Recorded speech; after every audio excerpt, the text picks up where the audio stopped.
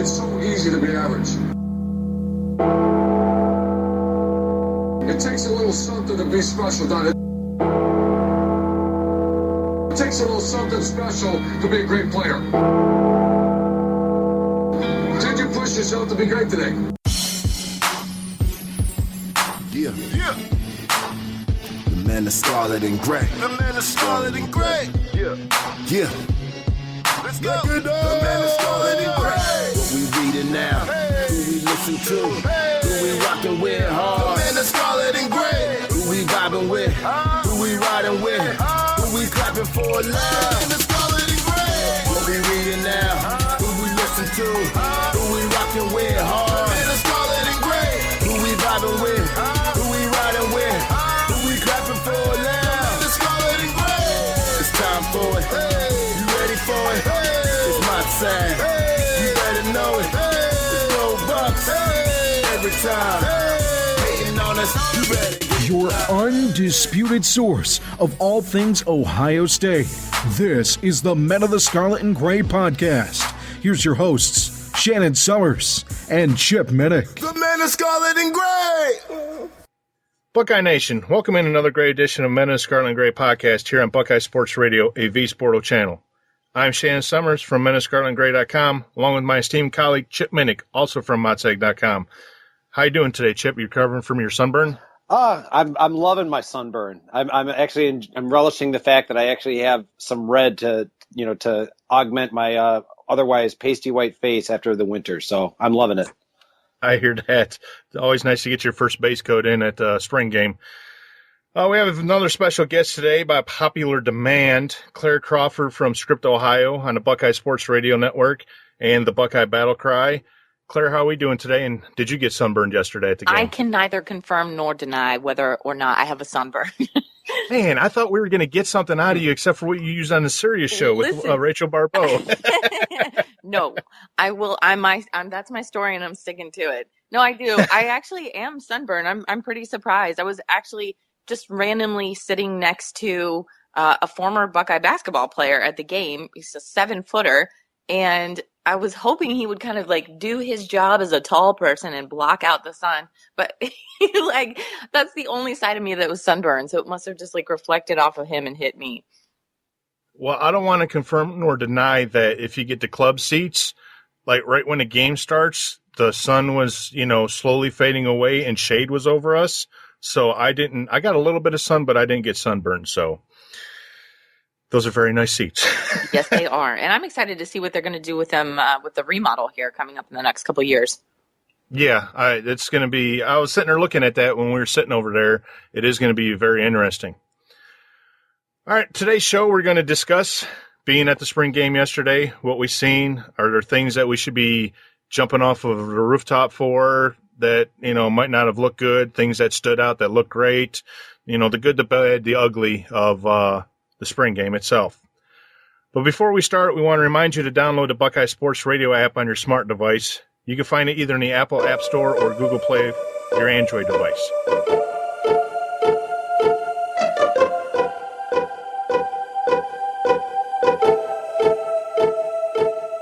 It was awesome. And our strength coach made a couple calls and asked for good weather. It happened.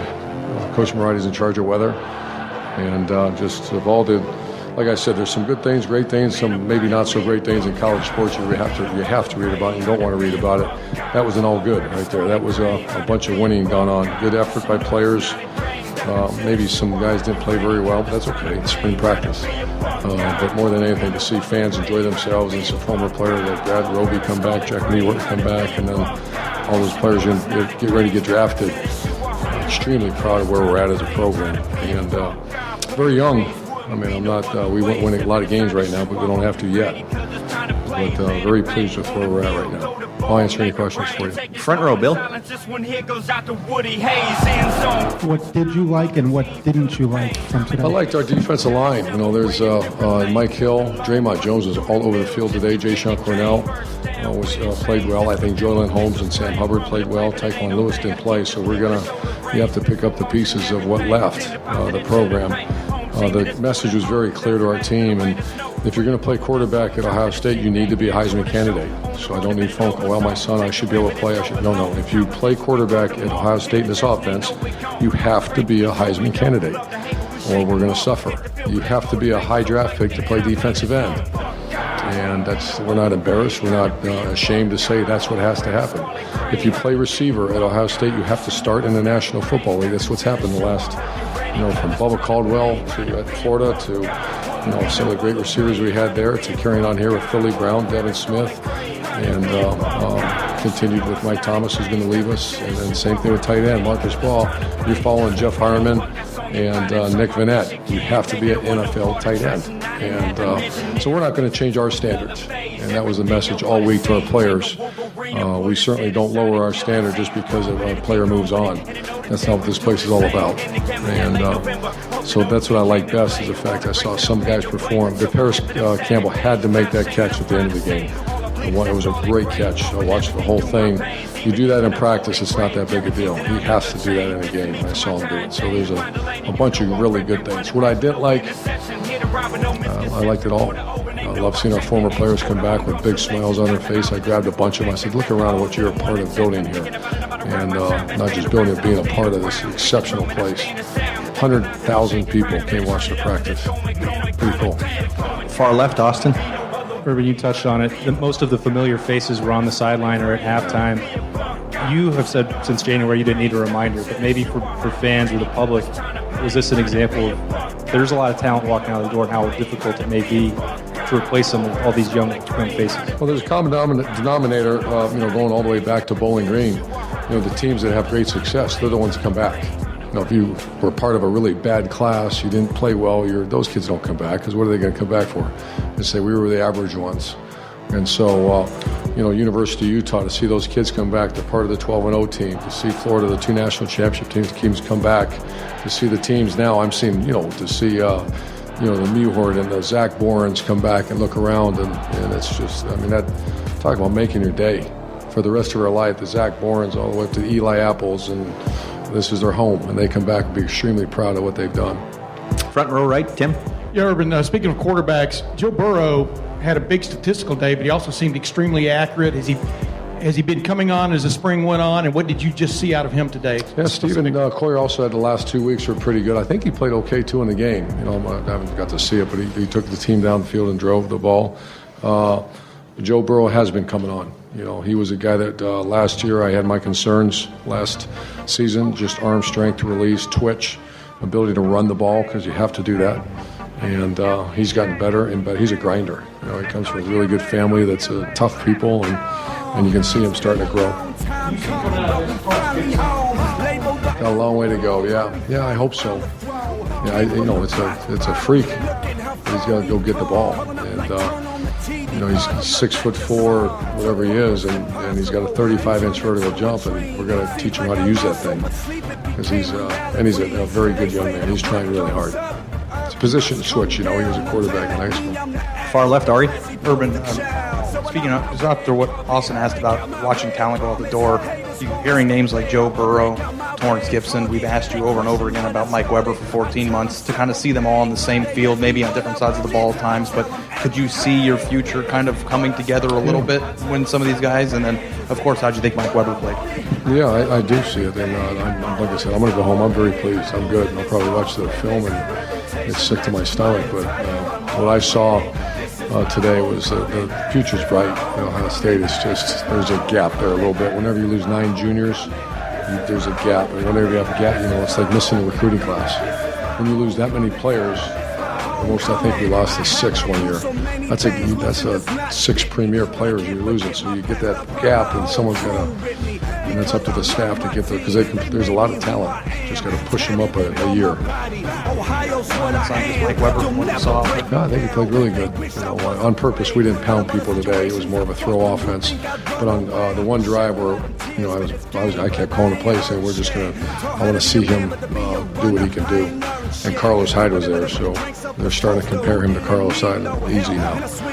He hasn't reached that level yet. Okay, folks, we're going to do one more question back here with Jared because we got players up here, and I know we need to get you some players. Jared? Urban, we've asked you a lot about defensive line this spring. I wanted to ask you about some of the guys that we saw today, like Cornell and Jones. Ron Hamilton had a big game, it looked like. What's your impression of them as a group now as you leave spring, maybe the growth in there? Oh, there's a lot of pressure on Coach Johnson, that unit. When we won the national championship, the defensive line played as well as any white team in America, and a good chunk of those guys are gone. So I think they're talented, very eager. We have an excellent D-line coach, and good thing we're allowed to spend time with our players now in the summer. The old days, you were done. They weren't allowed to even talk football really with them until August. Now we get to still spend time with them. And so the learning process has to continue. But we finished pretty good in the defensive line the last few practices. All right, speaking of the game yesterday, since all three of us were able to enjoy that in the sun, naturally it started off with the circle drill, which got the crowd kind of hyped and everything. There was a nice moment of silence, tribute and everything for Will Smith and the fallen police officer for Columbus. What did you guys think about that? I thought it was incredibly touching. I was very, very moved with how they handled it and how they mentioned Will Smith. And then I was surprised. I didn't actually know that they were going to mention Officer Smith during the moment of silence as well. So the whole thing was entirely moving, and Buckeye Nation is behind the Smith family, both Smith families, and I'm sure they give their condolences. It's 2 lives from 2 leaders that were taken much too early. I completely agree with Claire. It was very moving. It was very touching. The reason I'm kind of stammering is I'm still trying to reconcile that Will Smith was taken from his family and the Buckeye community and the New Orleans Saints community way too young. As Claire said, Officer Smith losing his life in the line of duty. So it was a very moving scene. I'm proud to have been there with my wife and children to experience it firsthand. Yeah, I definitely agree. I know before we went inside the shoe itself, we stopped at Buckeye Grove in order to pay our respects at his All-American plaque and tree. What a great idea. Took a picture. There were some flowers left there and some other mementos and stuff like that, and it was really touching. Just the more news that you hear about this whole situation that come out and everything, you just have to shake your head at the whole situation. I mean, we're not going to delve all into that. That's either another show for another day or, not here to judge. So, what are some of the, we'll start with Claire since she's our guest today. What are some of the things that really stuck out to you, and really as far as going into the fall, getting ready to gear up for fall camp and everything, what are some things that you're really, okay, I could put that to rest. This is going to be a key area for the Buckeyes? Honestly, we didn't see a whole lot out of the tailback position. Mike Weber only got 8 carries on the day. However, when he was in the game, you saw a very dynamic Mike Weber. You saw him. We really haven't gotten to see him full speed, game speed, full pads, tackle, let's go, up until now. And I was incredibly impressed with what he was able to do. I loved being able to see Antonio Williams. Briante Dunn was a scratch for the day. So it was interesting to see Mike Weber get some miles. And then honestly, in replacement to Zeke, we needed to see what kind of pass protection he was going to be able to do as far as being a blocking receiver. That's not often even something as far as like physical strength. It's knowing which angles to take and knowing your assignment. So definitely something that I'm excited to see. He stood out when you saw Mike Weber had the ball. And then can we just talk about Jerome Baker? Jerome Baker and his pick at the end of the game, one-handed, reining it in, bringing it down. It was just incredible. Mimicking Devin Smith almost. It did. And I am in full faith that Zach Smith will give Jerome Baker Zone 6 status. But I definitely saw a very aggressive defense on both teams, and I think that's the result of Coach Schiano coming in and making his mark, and it's going to need to be.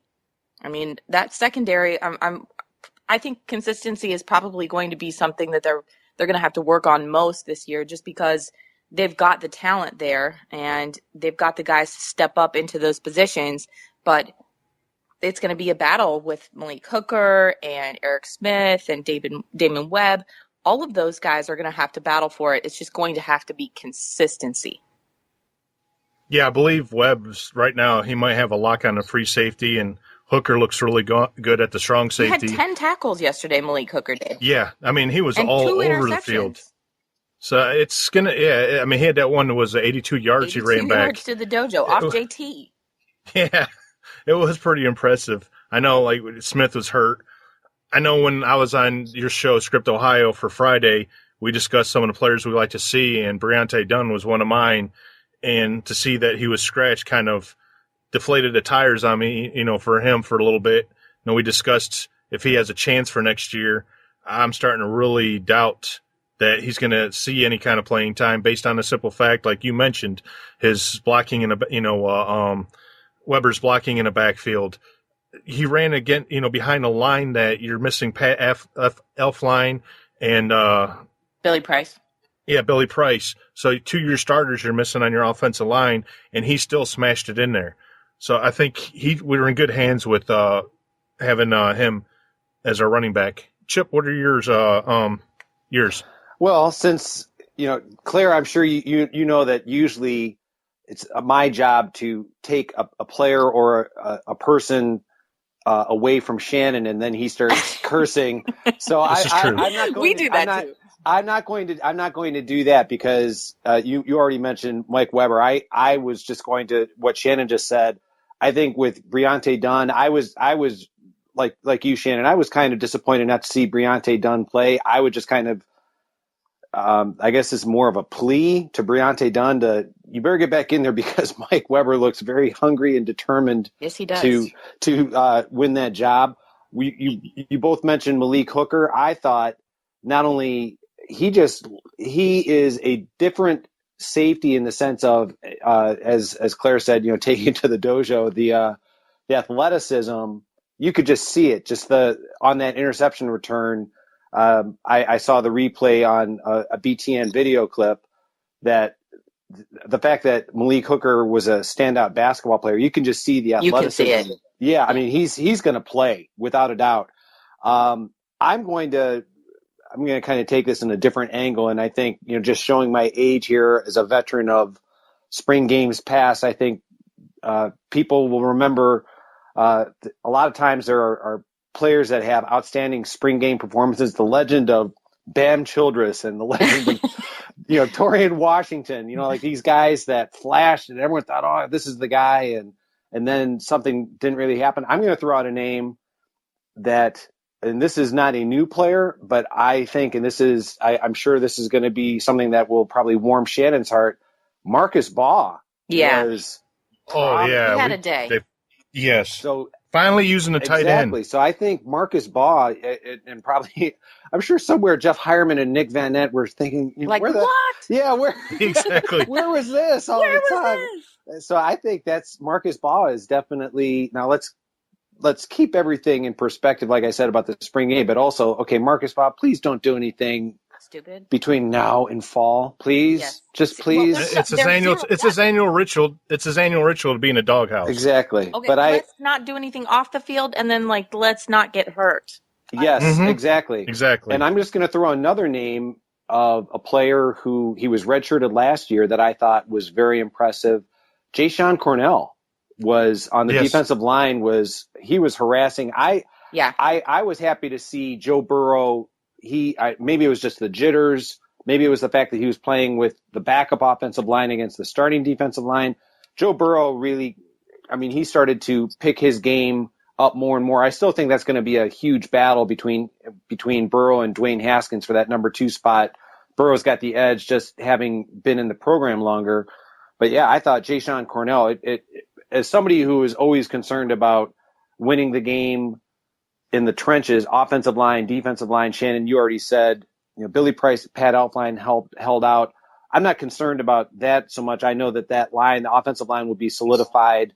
But it was nice to see Ja'Shawn Cornell be a disruptive force along the defensive line, especially considering he was They moved defensive. him. Yeah, he was a defensive end, moved him to interior. So yeah, same it's with nice Devon to see. Hamilton. Exactly. Yeah. 3 sacks on the day, and Draymond with a sack. I love that. I love seeing that out of those guys. And of course, you know, we knew that Sam Hubbard was going to step right up in Joey Bosa's spot, and obviously those are big shoes to fill. But I'm in the camp that Sam Hubbard was just a step behind Joey Bosa, and I just mean a half step behind Joey Bosa. I think he's going to go in there and wreck shop. You know, Nick Bosa was at his prom this weekend, which is awfully cute at the same time as that I cannot wait for him to get to Ohio State and get working. And, you know, he's still recovering on being healthy. I think a lot of people who are excited about Nick Bosa coming in, that's a major surgery to overcome. And it usually takes about a year to recover at least. Yeah. So if it happens that we don't see more of Nick Bosa, it's because Sam Hubbard is doing his job. So, Claire, you mentioned the impressive, because it was very impressive, the Jerome Baker interception. Do you think, because Chris Worley supposedly he's the starter, but kind of what I was saying with Briante Dunn he better get back in there because Mike Weber will steal that running back spot. Same. Do you think Chris Worley is probably hearing the footsteps of Jerome Baker? I hope so. Yeah. I hope so. I truly do. I mean, that competition breeds success. And I love Chris Worley. I mean, don't get me wrong. I absolutely love what he does. But ultimately, and now, granted, it's not always going to be big plays and it's not always going to be, you know, flashes here and there. But the athleticism on that play definitely stuck out. And it's more about being consistent in that linebacking core. It's more about being disciplined in that linebacking core. So we will see. But yeah, I think it's completely healthy, and I hope Chris Worley steps up and he ends up being better than Jerome Baker, because Jerome Baker's real good. I'll tell you what, that team, without a doubt, the defense is ahead of the offense at this stage of the game, and Agreed. That defense is. And they lost the most. That's right. They are fast, and they are tenacious, and they are hungry, and they are aggressive. And I think that's kind of why I think Coach Meyer, when he says that he gets excited, he's excited about this group. That's kind of the impression I walked away out of Ohio Stadium with, is these guys, they may not know necessarily what they're doing 100% of the time, but they're going to get there fast and in a bad mood, and they're going to knock you into next week. Yeah. I was just going to say, you know what else I was a little surprised by? I don't know. I guess I just assumed, because of the offense that they attempted to install last year and what they have been working on all spring is passing game, that we would have seen more of a pro-style offense. I don't know about you guys, but I saw a whole lot of option. Well, there's more pro style, I think, with Burrow under center. I think so too. Agreed. And that kid is.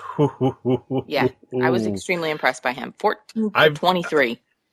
Yeah, and I mean, and the ones that weren't completed were right there in the wide receiver's hands. Either a defensive back got their hand on it and helped drop it, or it was just an incomplete on the wide receiver's part. I mean, when I was sitting there, I'm like, man, this kid has got an arm and he's overthrowing people. But by the time the ball got to the receiver, you're like, that is on the money. And he looked just silky smooth. He did. I think there are times where he could have tightened up a little bit, and there were some maybe decisions that he would like to have taken back. But one of the things that I was most impressed by Joe Burrow was his presence. Like, he had incredible pocket presence. Not only that, he got hit quite a bit. And hit hard, too. Hard, and he sprung right up. We saw his toughness level, which is not something that's easily developed. Exactly. And some of the players are good. Well, I was just going to say the receivers, impressive performances. Terry McLaurin on that touchdown you were just talking about with Joe Burrow, and he broke tackles. Paris Campbell, and you want to talk about just I don't want to say that he hasn't been working at it, but just the raw potential of Torrance Gibson. Oh, yeah. I mean, you can just see, again, we were talking about just the athleticism that he has. I mean, it's just going to be, again, he has to put the work in between now and fall, but you can already, I'm sure Urban Meyer is thinking about wildcat in any time that they're in the red zone. I'm serious. And he did it the one time, the double pass, if you want to call it or whatever, for Evan Spencer. Yeah, he did it with Gibson. I think they threw it to Gibson, and Gibson threw trying to get a touchdown out of it or something like that. It was like in first quarter, I think. Did you see it, Chip? Well, I saw the run, but I didn't see the attempted. It was before that. Okay. I think it was like a series before that or something. Okay. I have to go back to I want to go back and look at the film, if you want to call it that. But I can't remember if it was a handoff or if it was a pass, like a double pass type deal. Because I sat there, I was like, oh my Lord, dude, we were calling for this from Braxton all year last year. And I was like, oh my God, I bet you Harbaugh just went like up in Ann Arbor, like, oh. But it's some of the players that really caught my eye. And I've mentioned on our show, I don't know how many times, our Lorain County boys. Rashard Berry, that dude's got a quick first step. Moving from, I think he went in as a tight end, and he moved into defensive end. He keeps this up, and he's really going to be able to assert himself into the rotation. And then Tracy Sprinkle, that's a man among boys right there, because he really stepped up and started getting his name out there, and he was getting in the backfield a lot yesterday. I think that was one that was not a surprise that Tracy Sprinkle stepped up and was going to be able to do that. I think that was somebody that's on everybody's radars. Anybody that should be paying attention definitely knows that Tracy Sprinkle, it's his time to play, and he's still got a lot of snaps under his belt. So he definitely is going to be one that is going to make a name for himself nationally, I think, this year. I think Buckeye Nation knows about Tracy Sprinkle, but I think he's going to make him a name for himself all over the country. Yes. And one thing, Tracy, if you're listening to our show, I know how much Lorain County can mean to certain people, but please stay away from Lorain. I know, Elyria is not that much better than Lorain. Where is Lorain, by the way? Is that up near Cleveland, or is that where you guys are? Yes. Yeah. Okay. We're right outside Cleveland, about 30 minutes. Okay. Yep. Just go ahead and stay out of there.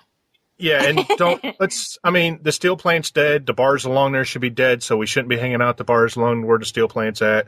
It's a dead town. Let's please stay out of there, stay out of the news, stick with your program, get focused, bring home a championship. Hey, those are good orders. You are listening to Men in the Scarlet and Gray podcast here on Buckeye Sports Radio. As far as some of the bad things, I know I listened to you on the Rachel Barbeau show today on SiriusXM. Thank you. And they were asking, basically, it seemed like JT didn't have a great game. We can all admit to that. Yeah. It didn't look like JT the Heisman that we've seen. There's a lot of different things for it. Is this an issue that we should be like in Columbus jumping off the tallest buildings worried? No. Honestly, no. I think JT played to the level of where he was, basically spring game level.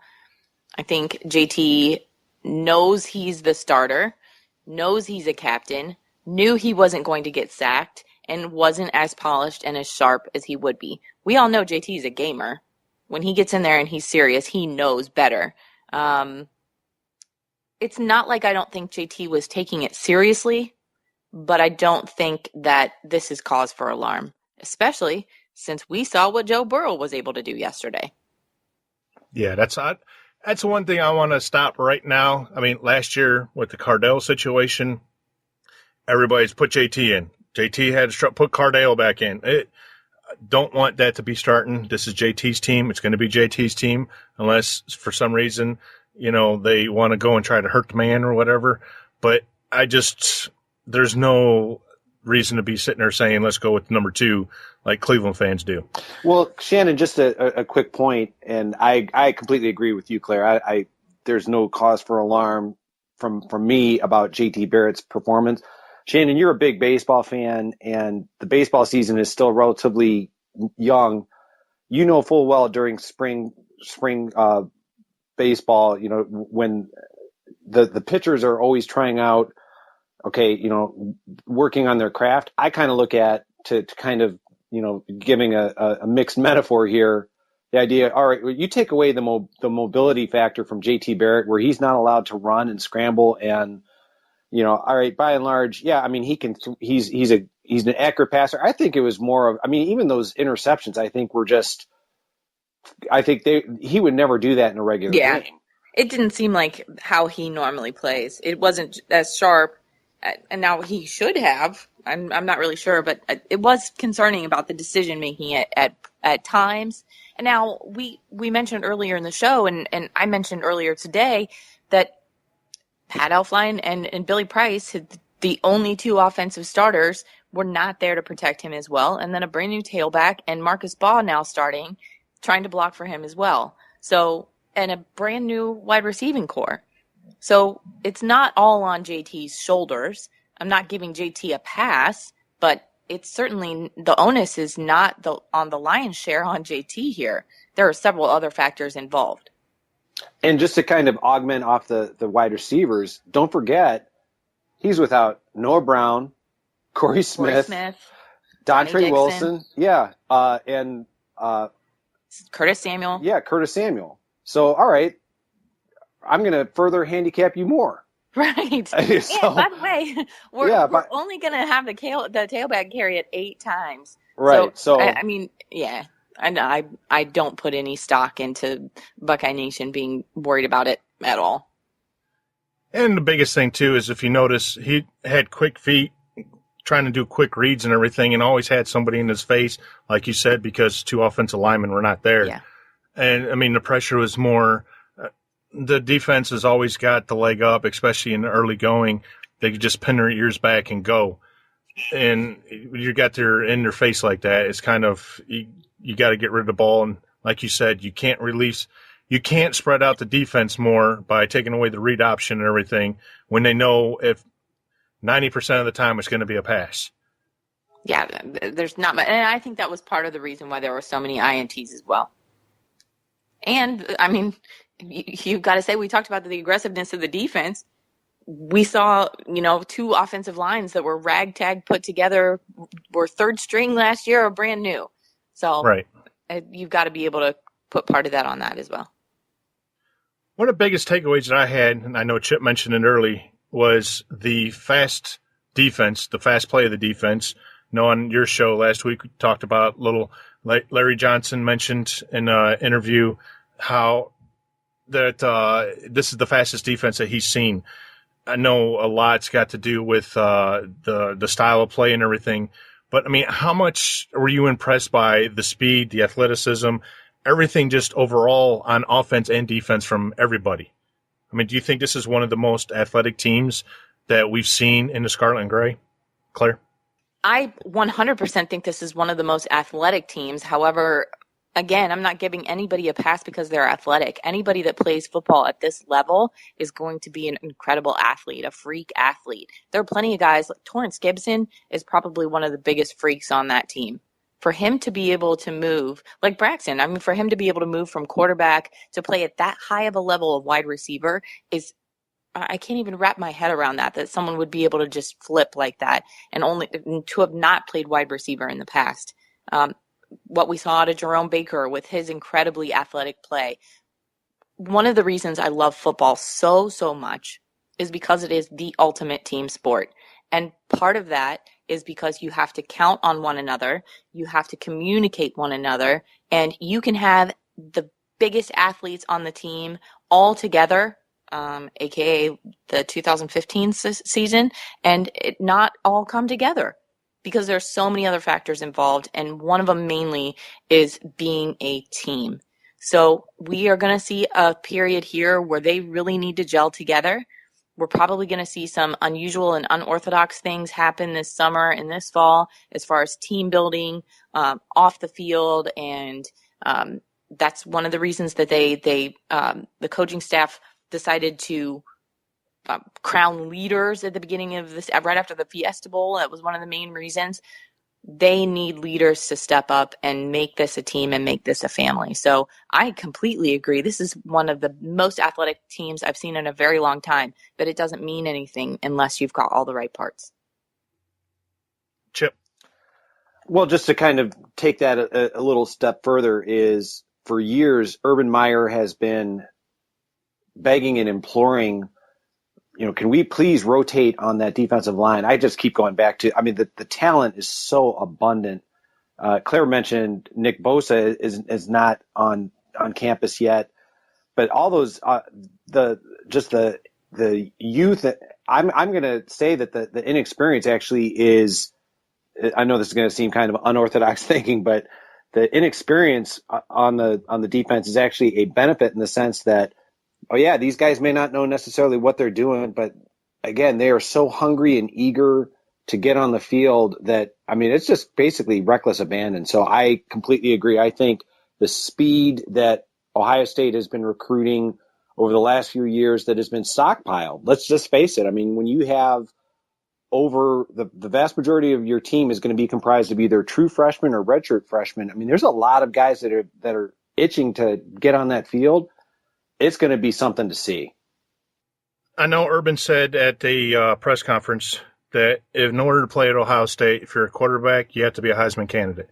If you're a wide receiver, you have to be a high draft pick. If you're a defensive lineman, you have to be a first round draft pick, basically.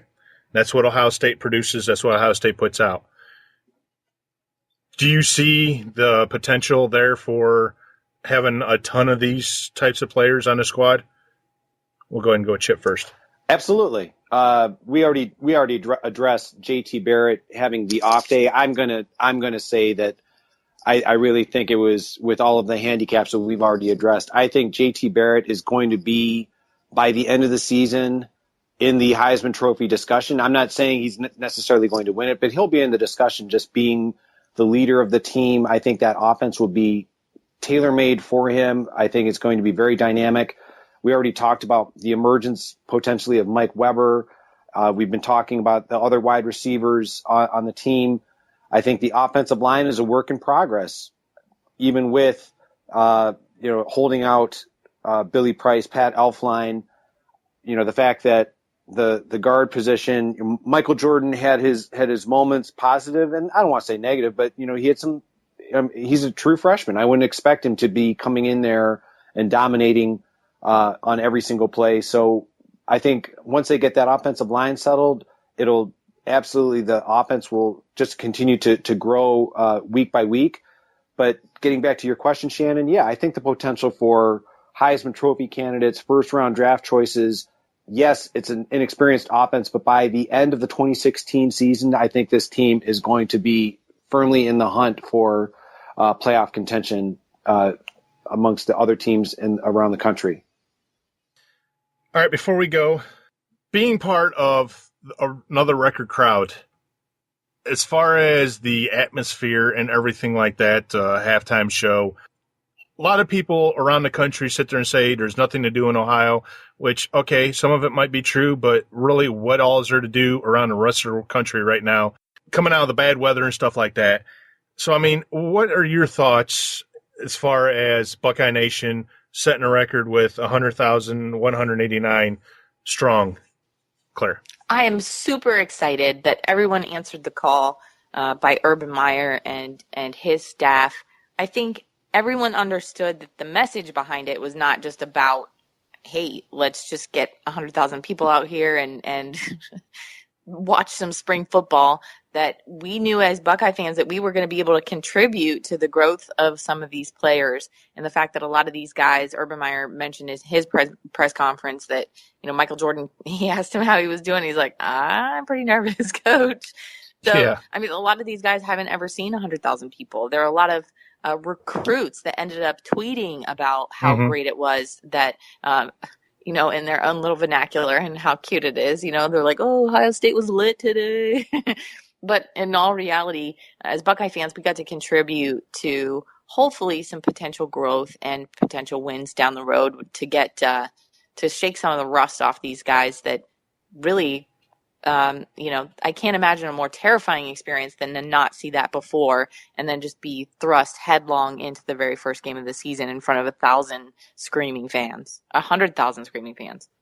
Yeah, it would be. There is a big difference to having your practice in front of 35,000, which, might be impressive and all, but then you have to wait to experience your first 100,000 game in front of, all those fans. So I think, like you said, knock some of the rust off, some of the shine. You're not as nervous when these players take the field against Bowling Green. Chuck, what are your thoughts on that? Well, I think Doug Maurice of the Cleveland Plain Dealer I think he nailed it earlier today. He was talking about, families being able to bring their kids. I'm not going to lie. I've been doing this with my wife and our 3 kids for a number of years now. Let's face it, the economics of going to an Ohio State game, I mean, it is not an inexpensive endeavor. So, for a lot of families being able to go down with young children, and it's not, an official game per se, but to be in Ohio Stadium, to see the marching band, to see some of the halftime, frivolity, for lack of a better word, offensive linemen dropping punts, exactly. But it really is. I love everything about the spring game. If there's anything that I dislike about the spring game, is that now we're going to be going through kind of the desert between now and September. Right. Shannon's the baseball fan, so he'll console himself with that. I'll have to just kind of, be excited about every time that the Big Ten Network shows a replay of the Ohio State spring game to kind of get me through. Which is quite a few times, apparently. That's right. That's right. I'm fine with that. Exactly. So I love everything about the spring game. I think it's a tremendous idea having it for $5. So can't say enough positive things about it. Exactly. You could basically say that the future's so bright you could wear shades. Oh boy. And you thought that you were going to get away from bad jokes on our show, Claire. No way. All right, that's going to do it for us here on Men of Scarlet and Gray podcast. Hope you enjoyed another great show. We want to thank our listeners for tuning in and help spread the word. Remember, you guys can listen to our show on iTunes, SoundCloud, Stitcher, YouTube, and, of course, Buckeye Sports Radio. You can follow them on Twitter at Buckeyes Radio. Speaking of Buckeye Sports Radio, we want to thank our esteemed guest, Clair Crawford, from the Script Ohio show on the network. Claire, you want to go ahead and give out your Twitter handle and anything else? Yeah, I would love to. I totally appreciate it. If you want to follow me on Twitter, please follow along at Buckeye Clair, BuckeyeclaiR. There's no E. I would totally appreciate a follow. Give me any feedback. On my show, we do something called Ask Claire, so feel free to ask me anything. I mean anything. It doesn't have to be football, Buckeye related. Ask me anything, and we'll answer it on air. Believe it or not. Did you consume a turkey leg? There were no turkey legs to be consumed. Thank you very much. However, I did have a tuna packet before I went in there, and that's not the same. No, come on, definitely not the same. Was it smoked? It was smoked. It was. Okay. Yeah, they make that hickory smoked stuff, so I was super excited about that. I had some smoked tuna, and I had some of my protein on the way out, but it was not a turkey leg. Every plate of nachos that went past, I was like, oh. Why do I do fitness? Yeah, see, I went and blew up after I went to Roosters afterwards. So yeah, you sure did. Well, Shannon, my twin sons had fried chicken legs. So hey, there you go. That's sure. what. Yeah, so I'm sure Claire would love something fried. No, thank you. Especially with her fitness routine. Yeah, no. All right, Chip. Why don't you go ahead and give out your info? Yeah, I can be followed on Twitter at Chip Minnick, MINNICH. Like Shannon, I write for menofthescarletandgray.com. I also contribute to athlonsports.com. So, Claire, thank you so much for being on our show. Oh we really appreciated having you on. Well, definitely. I really appreciate being on. I appreciate you guys asking me. It's been far too long since we've been trying to get to do this. So I totally appreciate it. It's been definitely. A lot of fans have been asking for you. And I know, like you said, you could talk to her on Twitter. She's not one of the higher ups. She's definitely down in the trenches with the rest of us. As you can see, she came on our show. Thanks, I think. You could follow me on Twitter at SMSOMMERS84. And like Chip said, check out my work at menofscarletandgray.com.